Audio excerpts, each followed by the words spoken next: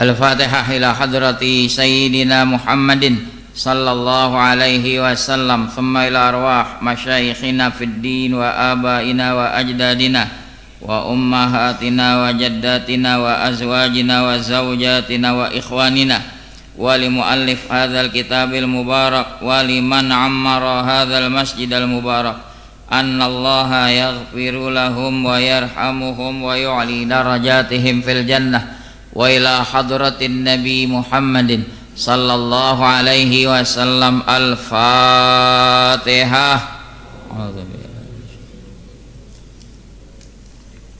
Ar-Rahman. Iyyaka na'budu wa iyyaka nasta'in. Shiratal ladzina ghairil maghdubi 'alaihim waladdallin. Apa bacaan itu? Bismillahirrahmanirrahim. Alhamdulillahi rabbil alamin. Wa bihi nasta'in ala umurid dunya waddin.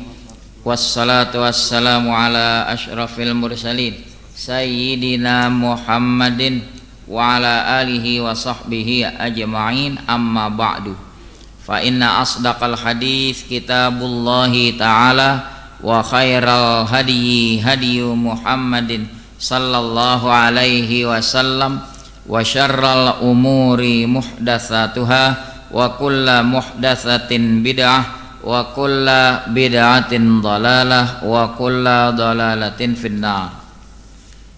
Halaman 125 tentang hukuman had menuduh wanita baik-baik sebagai penzina. Maka sang penuduh yang tidak memiliki bukti dan saksi dicambuk 80 kali dan ditolak kesaksiannya. Bismillahirrahmanirrahim. Faslun. Wa idza qadhafa ghairahu bizina fa'alaihi haddul qadhafi bi thamaniyati syara'ita salasatun minha fil qadhifi wa huwa ayyakuna balighan aqilan wa alla yakuna walidan lil maqdhufi wa khamsatan fil maqdhufi wa huwa ayyakuna musliman balighan aqilan hurran afifan wa yuhaddul hurru thamanina wal abdu arba'ina wa yasqutu haddul qadhfi bi thalathati asya'a iqamatul bayyinati au afwul maqdhufi awil li'anu fi haqqiz zawjati. Faslun. Wa man syariba khamran aw syaraban muskiran yuhaddu arba'ina wa yajuzu ayyablugha bihi thamanina ala wajhit ta'zir wa yajibu alaihi bi ahadi amrayni bil bayyinati awil iqrari wa la yuhaddu bil qai'i wal istinkahi. Wallahu a'lam. 2 poin kita bahas: hukuman had menuduh berzina dan hukuman had orang yang meminum khamar. Hukuman had berzina latar belakangnya ada di surah An-Nur ayat 4. Ini salah satu daripada dosa-dosa besar. Terlalu gegabah, sembrono, menuduh orang lain berzina tanpa memiliki bukti. Allah Subhanahu wa taala berfirman, walladzina yarmunal muhsanatil tsumma lam ya'tu bi arba'ati syuhada'a fajliduhum tsamanina jaldah. Orang-orang yang menuduh wanita-wanita baik berzina, kemudian mereka tidak bisa mendatangkan 4 orang saksi, maka cambuklah dia 80 kali. Begitu juga berdasar sabda Nabi sallallahu alaihi wasallam kepada Hilal bin Umayyah. Hilal bin Umayyah menuduh istrinya berzina dengan Syuraik bin Samha. Nabi bilang, al-bayyinatu au haddun fi dhahrik. Kamu harus bawa saksi, bukti, atau kamu bakal dicambuk di punggungmu. Nabi ngomong begitu kepada Hilal bin Umayyah. Kalau kamu menuduh istrimu tapi tidak bisa membawakan bukti, saksi, al-bayyinatu au haddun fi dhahrik. Sekarang bisa diterapkan hukum cambuk itu kalau memenuhi 8 syarat. 3 pada penuduh, 5 pada pihak tertuduh. Faslun, ini sebuah fasal. Wa idza qadhafa ghairahu bizzina. Apabila seorang menuduh orang lain berzina, fa alaihi haddul qadhfi, maka wajib atasnya hukuman had menuduh bi tsamaniyati syara'ita, dengan 8 syarat. Bisa diterapkan hukuman cambuk tadi kalau memenuhi 8 syarat. Salah satun minha fil qadhifi. 3 syarat dari 8 itu pada pihak yang menuduh, yaitu 3 syarat itu wahwa ayyakuna balighan, si penuduh dewasa. Kalau penuduhnya anak-anak nggak bisa diterapkan cambuk, dia belum baligh. Ini penuduhnya dewasa. Kedua, aqilan, waras, berakal. Kalau yang nuduh orang gila ya diabaikan. Bagaimana mau dicambuk yang nuduh orang gila? Yang ketiga, wa alla yakuna walidan lil maqdzuf, si penuduh bukan merupakan orang tua tertuduh. Bapak nuduh anak berzina,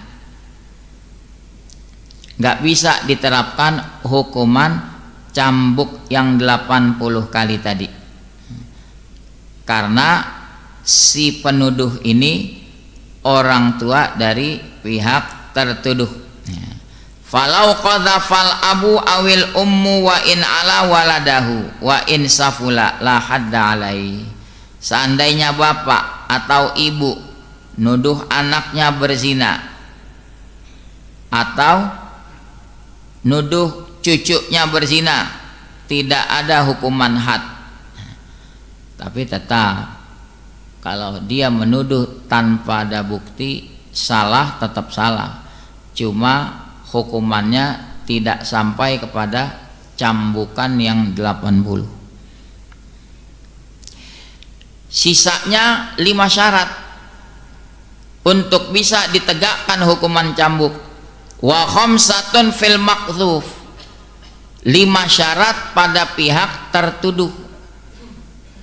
Apa tuh yang 5? Wa huwa, yaitu ayyakuna musliman, yang dituduh berzina orang muslim. Kalau yang dituduh berzina orang kafir, penuduhnya tidak bisa diterapkan cambuk tersebut. Itu kalau pihak tertuduhnya muslim. Kedua, balighan, yang dituduh dewasa. Ketiga, aqilan, berakal. Keempat, hurron, merdeka. Kalau yang dituduh berzina budak, si penuduh nggak bisa dicambuk, tetap dia salah, dihukum, tapi tidak sampai pada cambuk 80 kali. Yang kelima, afifan, yang dituduh ini memang orangnya afif. Afifan emang terjaga dari zina.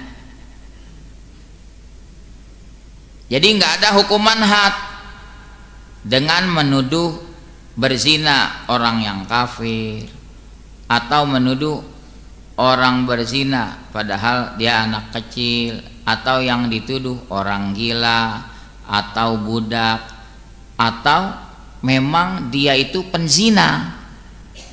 Ya, nggak bisa si penuduh dicambuk tadi. Nah, kalau sudah terpenuhi 8 syarat, 3 pada penuduh, akil, baligh, dan bukan orang tua si tertuduh. Sedangkan pihak tertuduh syaratnya 5: muslim, akil, baligh, merdeka, dan terjaga dari berzina, afif. Kalau sudah terpenuhi 8 syarat, maka al-qadhif, si penuduh, dicambuk. Wa yuhaddul harru wa yuhaddul hurru thamanina jalda, didera, dicambuk si penuduh 80 kali cambukan.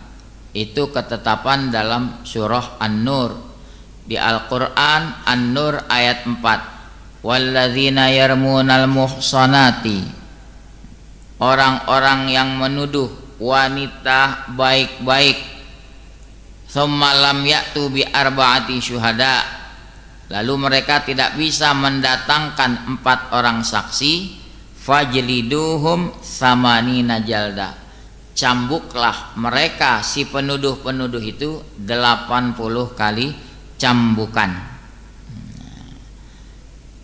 Selanjutnya, wal abdu, bagaimana kalau yang menuduh itu budak?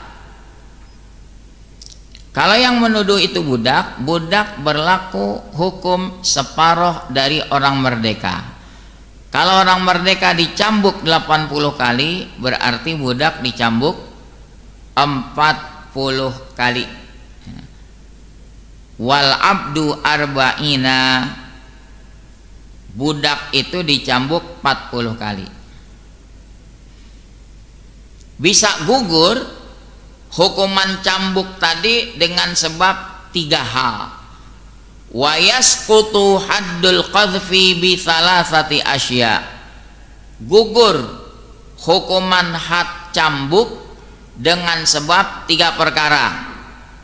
Pertama, iqamatul bayyinah, dia bisa mendirikan bukti, saksi. Yang kedua, afwul maqdhufi, ada memaafkan dari pihak tertuduh. Pihak tertuduh memaafkan sebelum kejadian itu dilaporkan ke pengadilan. Kata pihak yang dituduh, ya sudah, saya maafkan. Gugur tuh, pelaku tidak dicambuk. Atau yang ketiga, awil li'an, atau adanya li'an. Ini khusus dalam rumah tangga, fi haqqiz zaujah, pada hak istri. Jadi kalau suami tidak mampu memberikan saksi, maka di pengadilan suami menegakkan hukum li'an, yaitu memberi pernyataan di hadapan hakim, demi Allah bahwa apa yang saya tuduhkan kepada istri saya betul adanya. 4 kali dia bersumpah. Lalu hakim mengingatkan, hati-hati jangan sembarangan main tuduh. Enggak, tetap dia berkeras menuduh. Maka kelima, dia berjanji siap mendapat kutukan dari Allah kalau apa yang dia tuduhkan bohong. Itu namanya li'an, karena dia nggak punya saksi. Jadi diwakili oleh 4 kali sumpah. Bagaimana si istri kalau sudah dituduh begitu? Kalau istrinya diam, ya maka diberlakukan hukuman had zina. Tapi kalau si istri membantah, dia bersumpah lagi, demi Allah apa yang dituduhkan suami saya itu berzina, bohong. 4 kali dia bersumpah di hadapan hakim. Lalu kali kelima dia bilang, saya siap mendapat murka Allah kalau apa yang saya tuturkan itu tidak benar. Maka kalau dua-duanya sudah bersumpah begitu, hakim memutuskan fasakh. Udah, pernikahannya sampai di situ. Udah nggak bisa rujuk lagi selama-lamanya. Bukannya cerai, ya udah fasakh, batal selama-lamanya. Apakah dia nikah baru kepada mantan istri? Udah nggak bisa. Itu namanya li'an. Dah selesai pembahasan hukuman had bagi siapa-siapa yang menuduh orang lain berzina tapi dia tidak bisa membawakan 4 orang Nanti kalaupun dia bilang ada saksinya 4 orang, diseleksi lagi. Saksinya orang baik bukan. Kan kalau orang baik kecil kemungkinan ngintipin orang berzina. Iya kan? Dan kalaupun dia orang baik, harus benar-benar memastikan zakar masuk ke dalam farji. Kemungkinannya tipis. Enggak, dia nindiin belum tentu identik masuk kan.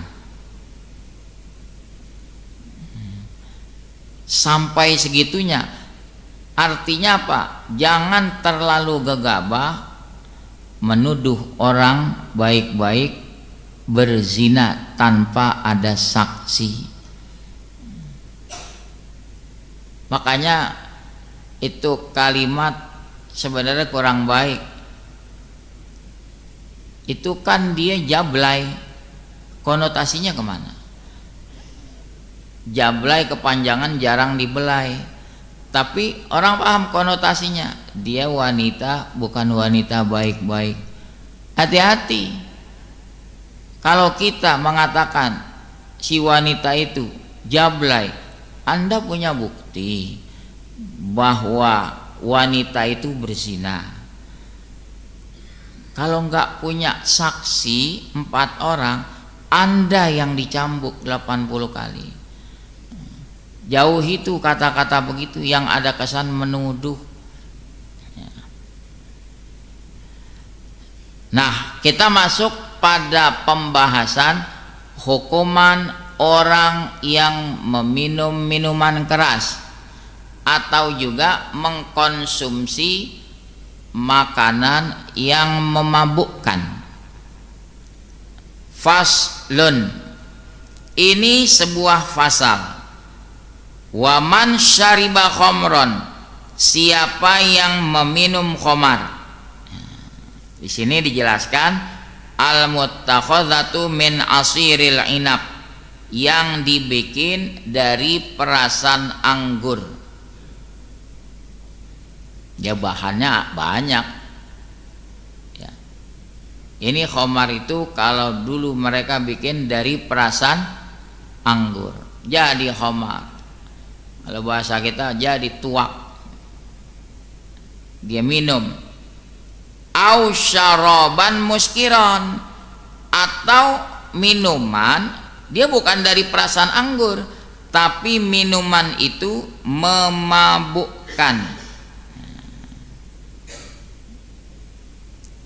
yaitu min ghairil khamri kan nabidh, seperti an nabidh al muttakhadhi minaz zabib, yang dibikinnya dari kismis.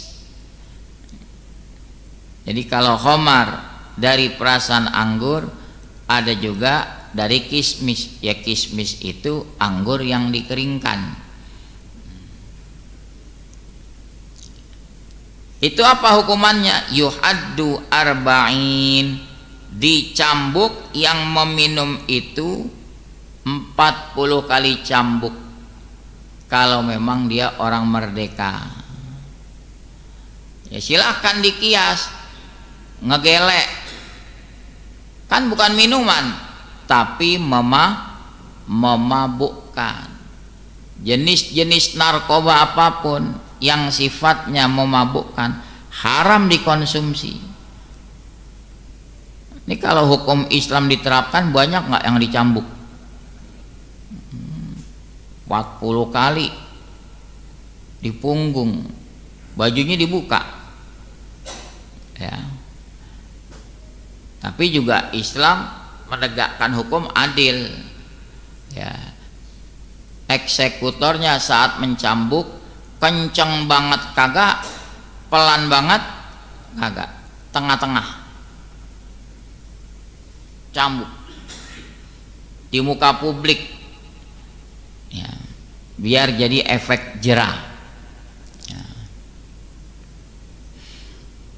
Wa yajuzu, boleh cambuknya itu ayyablugha samanin, sampai kepada 80 cambuk. Katanya 40, iya. Kok ada bonus tambahan? Ala wajhit ta'zir, dengan tujuan jalan takzir, memberikan sanksi tambahan kepada pelaku. Boleh jadi si hakim, si imam memandang ini orang memang udah keterlaluan, mabok melulu, make narkoba melulu, yang semestinya 40 tambahin sampai 80, boleh. Wa yajibu alaihi bi ahadi amroini, wajib atasnya salah satu dari dua hal, ya, kewajiban dicambuk salah satu dari dua hal. Bil bayyinah, karena ada saksi, dua laki-laki yang menyaksikan dia minum, nyaksiin. Kalau cuma ngendus, mulutnya bau naga, apakah mulutnya bau begitu identik dia minum? Belum tentu. Boleh jadi mang jigongnya sama minuman keras. Kita nggak boleh main tuduh, oh dia mabok nih, tahu dari mana? Mulutnya bau naga, orang dia kagak minum, mungkin 3 hari nggak gosok gigi kali. Nah, ini benar-benar ada dua saksi, beda sama menuduh berzina, saksinya minimal 4. Tapi kalau perkara mabok minum, ada 2 orang saksi laki-laki, itu namanya bil bayyinah. Awil ikrar, atau yang bersangkutan ngaku tanpa ada tekanan, dia mengakui betul saya mabok, ya. Wala yuhaddu bil qai'i, tidak bisa dicambuk gara-gara muntah. Apakah muntah identik mabok? Belum tentu. Ada kalanya muntah karena meminum minuman keras, ada kalanya muntah karena masuk angin. Jadi nggak jadi tolok ukur muntah itu menjadi alasan untuk dicambuk. Wal istingkah, begitu juga istingkah, ya. Jadi tercium daripadanya bau khomar, nggak jadi bukti kuat mulutnya bau khomar, istingkah kan tadi di sini istilahnya dibilang bau naga mulutnya, enggak jadi dalil yang kuat untuk bisa menegakkan hukum cambuk kepada dia. Hadirin rahimakumullah, saya cerita sedikit di zaman Umar bin Khattab. Di dalam kitab Siyarus Salikin, Syekh Abdus Somad Al-Falembani bawakan kisah dalam bab amar ma'ruf nahi mungkar. Jadi untuk menegakkan nahi mungkar, mencegah perbuatan kemungkaran, itu ada syarat-syaratnya. Kemungkarannya itu memang wadih, jelas, gamblang. Kemungkaran disepakati oleh ulama itu mungkar. Kita nggak bisa berdalih memberantas kemungkaran, ternyata perbuatan itu masih diperselisihkan ulama. Contoh, tadi di mazhab Syafi'i mengatakan an-nabidh itu khomar. Tidak pada mazhab Hanafi. Mazhab Hanafi tidak mengkategorikan an-nabidh itu khomar. Tadi kita bilang an-nabidh dibuat dari kismis, minuman yang memabukkan yang bahan dasarnya kismis. Ulama sepakat khomar itu haram, sepakat. Imam Hanafi tahu khomar itu haram, sepakat. Cuma menggolongkan nabidh khomar apa bukan. Kalau mazhab Syafi'i bilang nabidh masuk kategori khomar, tapi mazhab Hanafi bilang nabidh bukan kategori khomar. Jadi untuk perkara kayak begini ya nggak bisa dikatakan ini nahi mungkar, karena masalahnya nabidh itu diperselisihkan. Kira-kira kalau bir peletok bagaimana? Ya namanya doang bir, mang bahannya apa? Secang. Emang bikin mabok? Kagak. Cuma namanya aja kurang baik. Kiai minum bir katanya. Lagi maulid kiai minum bir. Bir peletok. Nggak tahu tuh dinamain bir. Buat penghangat badan. Dia bukan masuk kategori khamar. Nah, udah selesai. Terus dalam memberantas kemungkaran mesti dilihat lagi kemungkarannya itu nyata bisa dilihat langsung, nyata bisa diketahui, didengar. Walaupun dia tidak melihat, tapi orang lain udah banyak tahu bahwa itu kemungkaran terjadi di situ. Nah, tadi saya mau bawa kisah Umar bin Khattab. Umar bin Khattab menangkap basah ada seseorang mabuk di dalam kamarnya. Umar bin Khattab manjat dinding, dia ngintip, dia pergokin seseorang lagi teler, mabuk. Tangkep nih orang.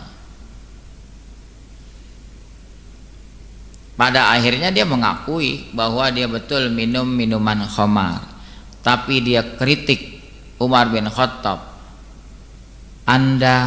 pertama Anda melakukan 3 kesalahan, saya melakukan 1 kesalahan, saya minum khamar, ya, tapi Anda melakukan 3 kesalahan. Loh, apa itu? Allah ajarkan dalam surah Al-Quran, kalau masuk rumah minta izin dulu dan memberi salam. Anda nyelonong, jadi dia mabok-mabok ngerti Quran juga tuh. La tadkhulu buyutan, jangan masuk ke rumah, hatta tasta'nisu, sebelum kamu minta izin, wa tusallimu ala aliha, sebelum memberi salam kepada penghuni rumah. Lalu kesalahan kedua saya apa? Tuan Khalifah memata-matai saya.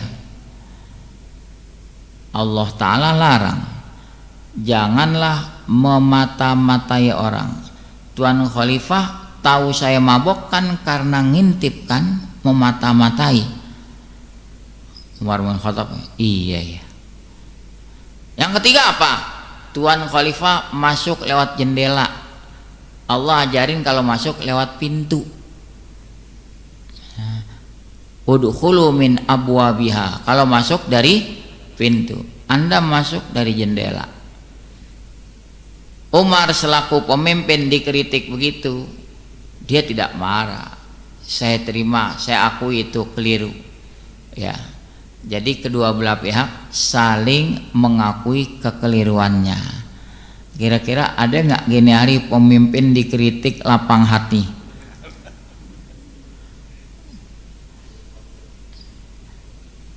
Adapun yang mabok dia sudah mengakui, kan ikrar. Berarti bisa nggak diterapkan hukuman cambuk? Bisa, dia sudah mengakui.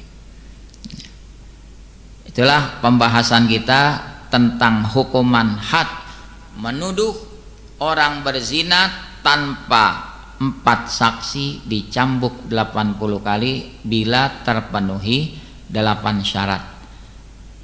Yang kedua, hukuman had orang yang meminum minuman keras atau meminum minuman yang memabukkan. Wallahu a'lam. Ada yang ingin bertanya? Tafadhol.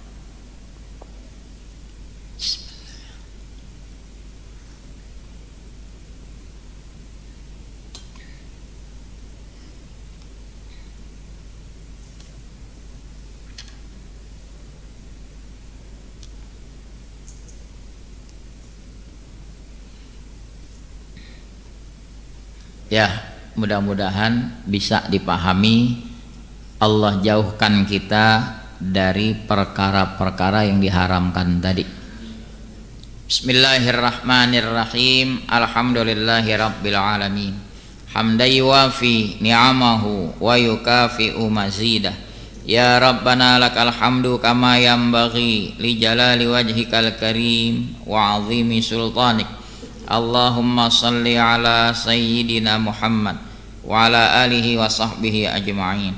Allahumma rzuqna fahman nabiyyin wa hifdzal mursalin wa ilhamal malaikatil muqarrabin ya arhamar rahimin.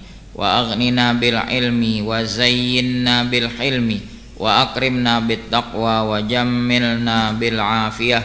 Rabbana atina fid dunya hasanah wa fil akhirati hasanah wa qina adzaban nar. Wa sallallahu ala sayyidina Muhammadin wa ala alihi wa sahbihi wa sallam. Walhamdulillahi rabbil alamin. Jamaah sekalian, sekedar mengingatkan kembali undangan dari kami pada peringatan haul dan maulid Nabi Muhammad sallallahu alaihi wasallam yang sedianya tanggal 21 diundur menjadi tanggal 28 November. Harinya sama Jumat, ba'da sholat Jumat. Ya, tempatnya tetap sama di Masjid Kuba, Gang Guru Demar, Kali Pasir, Cikini 7, sekarang dinamakan Jalan Tino Sidin, belakang kantor pos Cikini. Kalau hadirin tahu rumah sakit MMA, keseberangnya masuk gang, di situ ada Masjid Kuba. Insya Allah ada umbul-umbul di situ. Kenapa kok diundur? Ya. Insya Allah Habib Muhammad Rizik Syihab yang sedianya menjadwalkan tanggal 21, safari dakwah beliau di Sumatera Barat belum tuntas, jadi dimundurin ke tanggal 28. Doakan beliau sehat, bisa hadir memberikan nasihat buat kita. Juga kayak Haji Maulana Kamal Yusuf, serta dihadiri para habaib dan kiai yang lainnya. Mudah-mudahan hadirin punya keluangan waktu, kita bisa sama-sama hadir di sana. Assalamualaikum warahmatullahi wabarakatuh.